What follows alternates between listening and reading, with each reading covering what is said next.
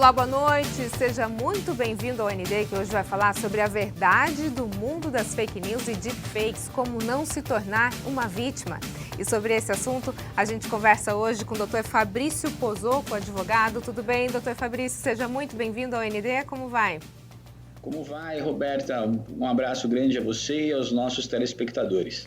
Vamos começar entendendo essas palavras novas que vêm surgindo agora, deepfakes. O que são as deepfakes?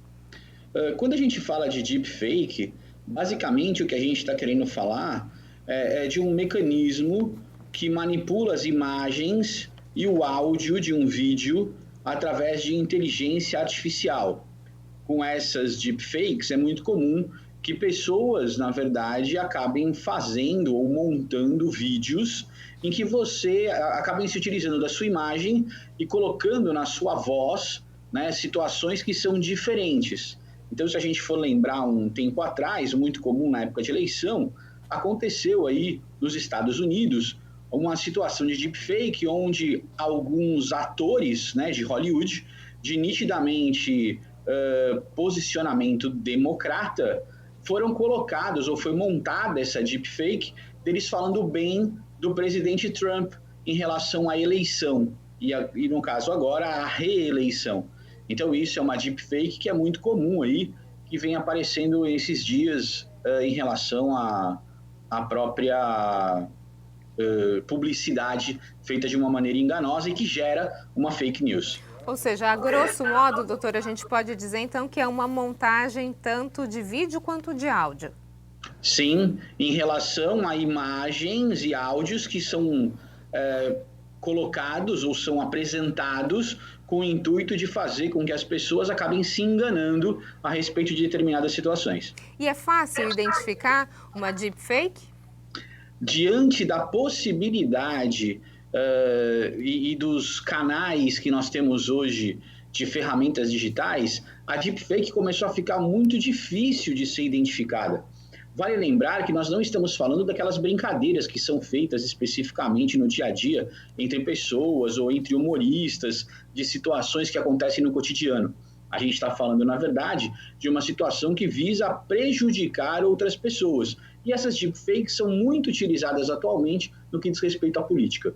Ou seja, não é simplesmente uma montagem de vídeo ou de áudio como é utilizada na indústria cinematográfica ou, como o senhor falou, em questão de brincadeiras, onde fica escrachado que aquilo é uma montagem, né? Na verdade, é alguma coisa muito sutil que pode confundir a pessoa e ela acreditar, de repente, numa inverdade ou numa mentira, ou que pode se tornar até uma fake news. É isso?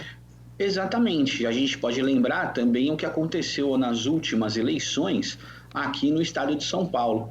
Aqui no estado de São Paulo, um tempo atrás, o então candidato à época, governador João Dória, foi colocado no ar nas redes sociais uma deepfake na qual ele estava com várias mulheres dentro de um quarto. Aquilo, num primeiro momento, ganhou contornos muito grandes, com os próprios eleitores e jornalistas questionando aquela filmagem. Até que se fosse demonstrado que aquilo era uma deepfake, isso acabou causando aí alguns problemas para o atual governador João Dória, no que diz respeito aí até prestar o esclarecimento para o eleitorado, situações que acabou acontecendo até mesmo com a própria esposa do governador, que foi inquirida sobre situações nesse sentido, são exemplos de que a deepfake pode vir a causar aí objetivamente no nosso mundo. Daqui a pouco a gente vai entender um pouquinho como é que funciona essa legislação, mas antes ainda sobre a confecção dessas deepfakes, se é que assim a gente pode falar, a formulação dessas deepfakes é fácil, qualquer um consegue fazer? Como é que é esse funcionamento, doutor Pozzocco? Antigamente era uma situação em que somente aqueles grandes estúdios de televisão ou estúdios de cinema com vários recursos conseguiam fazer isso. Hoje, essa situação já é praticamente permissiva para qualquer pessoa que tenha um computador e uma internet aí capacitada. A gente observa até mesmo que existem hoje, com base em simples procuras nos sites, a gente observa que existem até mesmo apps que já ensinam, aplicativos que já ensinam a realizar essas deepfakes. A gente vai no YouTube, a gente consegue observar que existem essas situações, até mesmo dentro do próprio YouTube. Coisas que tornaram muito mais simples a montagem e as modificações, tanto de imagens quanto de sons relacionados à própria deepfake. E em que momento essa deepfake ela pode se tornar uma fake news? Toda deepfake vai ser uma fake news? Não necessariamente. Não necessariamente. Quando a gente analisa a ideia de fake news, a gente sabe que aquela notícia que foi plantada é objetivamente uma notícia falsa com o intuito de prejudicar alguém. Portanto, se eu me utilizo da deepfake com o intuito objetivo de humor, com o intuito objetivo de brincadeira, essa deepfake não vai ser conceituada como uma fake news. Todavia, se eu me utilizo dessa deepfake para prejudicar alguém, se eu me utilizo dessa deepfake, por exemplo, como é muito comum hoje no campo das eleições, para poder prejudicar um candidato ou, de certa forma, para poder macular a imagem desse candidato, aí sim nós estaremos falando de uma fake news que merece ser combatida como tem sido feito com a legislação ultimamente. A gente já está, né, nesse período eleitoral, doutor Pozzocco, e obviamente se espera, infelizmente, mas existe a questão das fake news e deepfakes também. A gente pode já ter uma febre de o quanto está sendo utilizada aqui na nossa região? A gente já teve alguns casos relacionados a isso? Sim, iniciou-se de uma maneira muito tímida essa situação relacionada a deepfakes e fake news, principalmente em relação a alguns candidatos, né, a cargo de prefeito. Salvo o melhor juízo, não lembro agora se foi em Mongaguá ou se foi em Itanhaém, mas já existiu aí um problema sério de uma situação em que foi colocado uma deepfake em relação a um determinado candidato, que teve na justiça o direito reconhecido de poder retirar, né, essa situação da internet. Então a gente percebe que, principalmente no ramo das eleições, as fake news e agora com auxílio, né, das deepfakes, realmente tendem a ser muito utilizadas, porque a disseminação disso pela rede mundial de computadores é muito mais rápida do que as atitudes para evitar com que essas fake news ou essas deepfakes se alastrem dessa forma. Por isso que a legislação veio aí uma regra para poder coibir isso, não somente no campo eleitoral, mas também reconhecendo o direito às pessoas, tanto de ordem criminal quanto de ordem civil, para poder aí tentar barrar essa disseminação de deepfakes. E a gente vai para um rápido intervalo e na sequência a gente continua a falar sobre o mundo das fake news e deepfakes, como não se tornar uma vítima delas. Não sai daí um minutinho, eu volto já.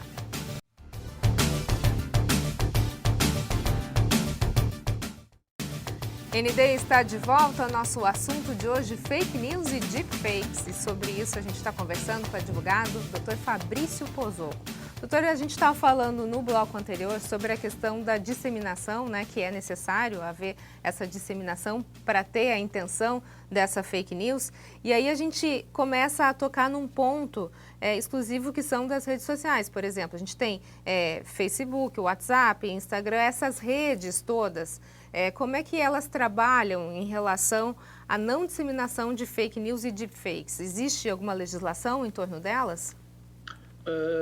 No Brasil, especificamente, existem alguns convênios que foram feitos agora, recentemente, em relação ao CNJ, o Conselho Nacional de Justiça, e o próprio TSE, que é o Tribunal Superior Eleitoral, exatamente com o intuito de conseguir, de uma certa forma, patrulhar essa situação, ou pelo menos restringir a possibilidade de disseminação, tanto das deepfakes quanto das fake news, propiciando, inclusive, a essas plataformas, como, por exemplo, o Facebook, o Instagram, o WhatsApp e tantas outras aí que são utilizadas, sempre que detectarem uma fake news ou uma deepfake, poderem fazer imediatamente a retirada disso.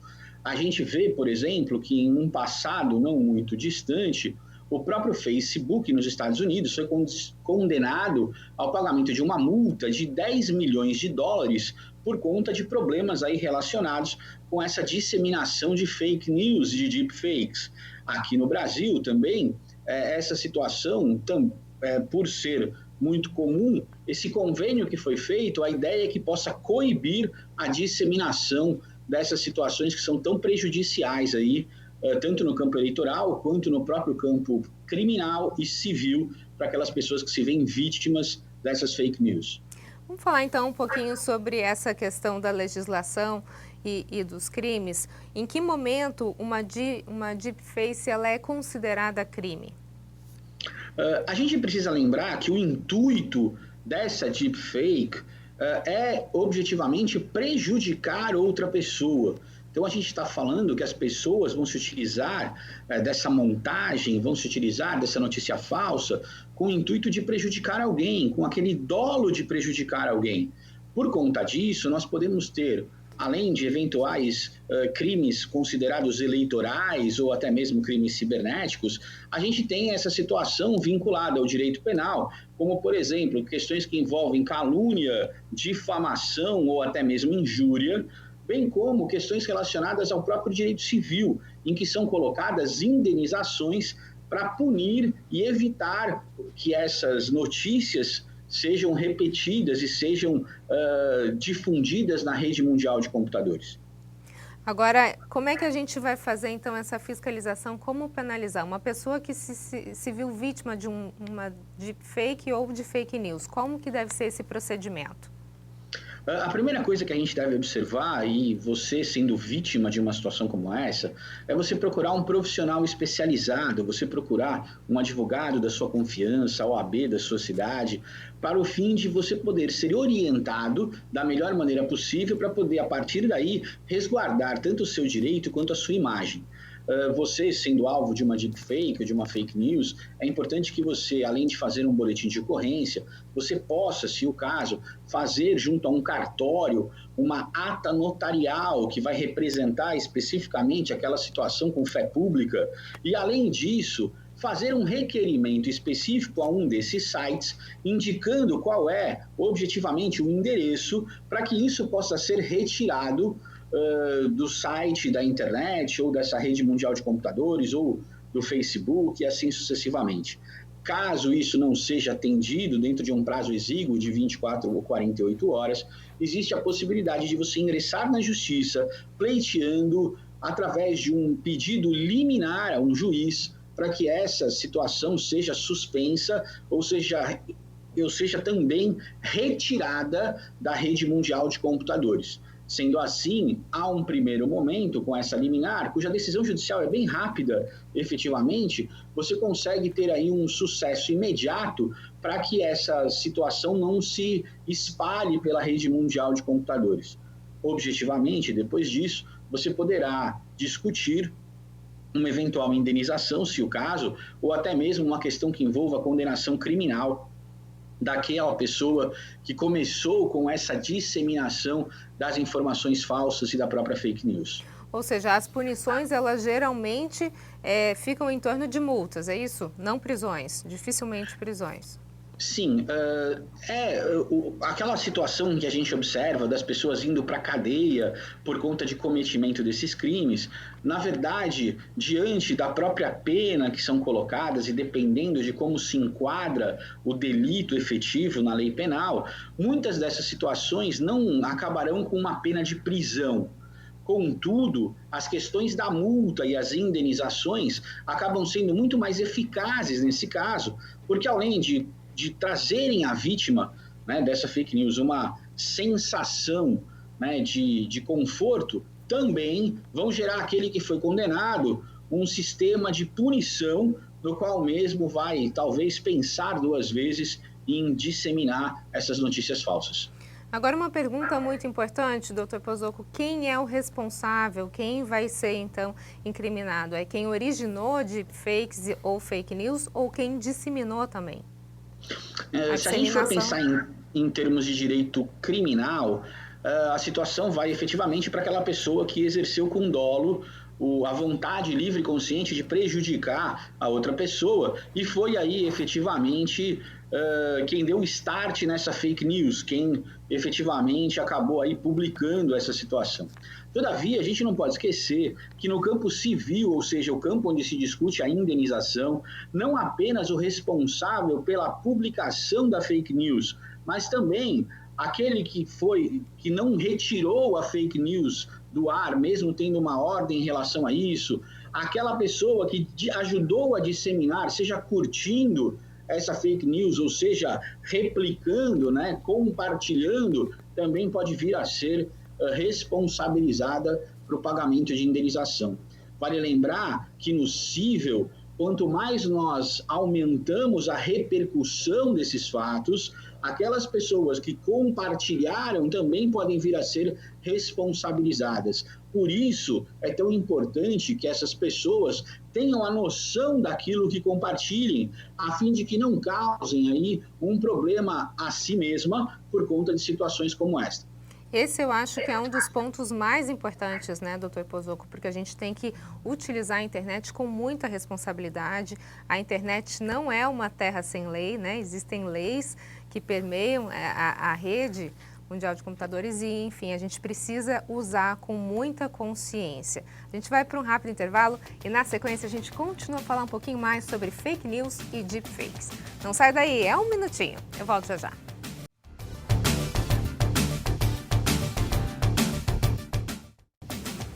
ND está de volta. Nosso assunto de hoje, fake news e deepfakes. E sobre isso a gente está conversando com o advogado Dr. Fabrício Pozzocco.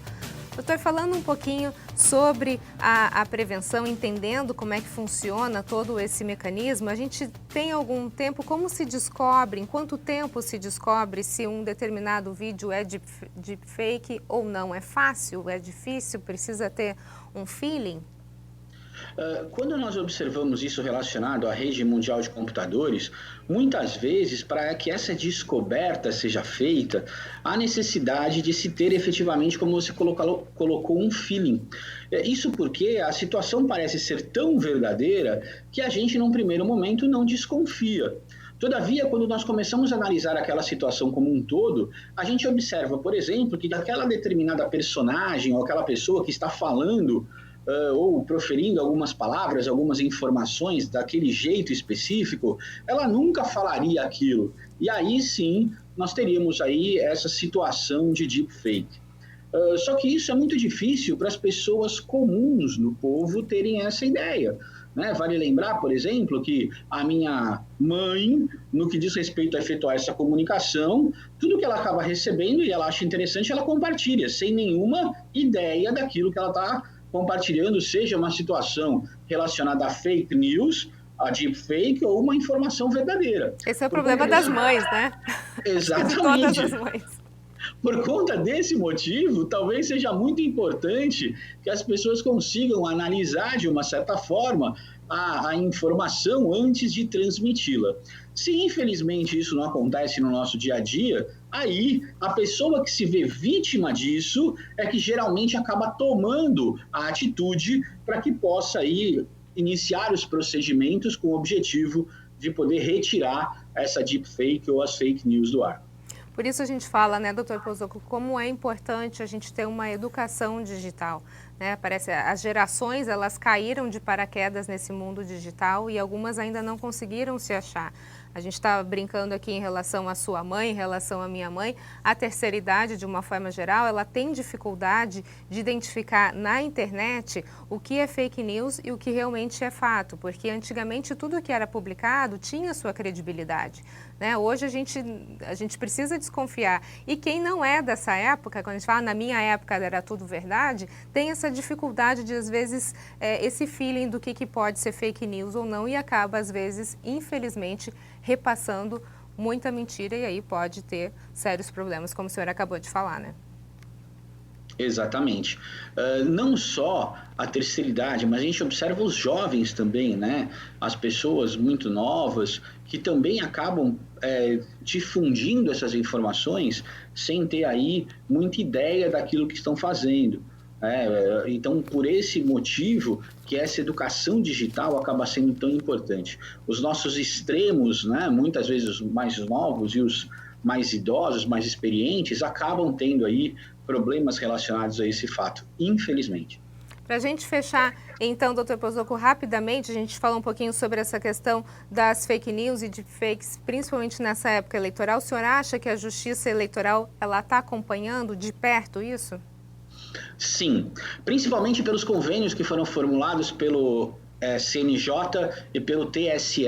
Inclusive, se nós observarmos atualmente na televisão, já existem várias publicidades em vários canais de televisão da Justiça Eleitoral explicando o que é a fake news, explicando o que é a deepfake, pedindo para que as pessoas tomem cuidado quando forem repassar essas informações, exatamente para que não exista prejuízo, tanto relacionado à questão dos candidatos, da própria situação eleitoral, como também para que essas pessoas não sejam posteriormente, não venham a sofrer aí um processo, venham a sofrer uma pena, uma repreensão da própria Justiça Eleitoral por conta desse fato. Seria muito interessante que todos nós pudéssemos aí, de certa forma, compreendermos a importância desse processo eleitoral e não agir disseminando informações falsas e não verdadeiras através das deepfakes e das fake news. Ok, doutor Fabrício Pozzocco, muito obrigada pelas suas informações, uma ótima noite para o senhor. Eu que agradeço a oportunidade, um abraço a você e a todos os nossos telespectadores. Obrigada.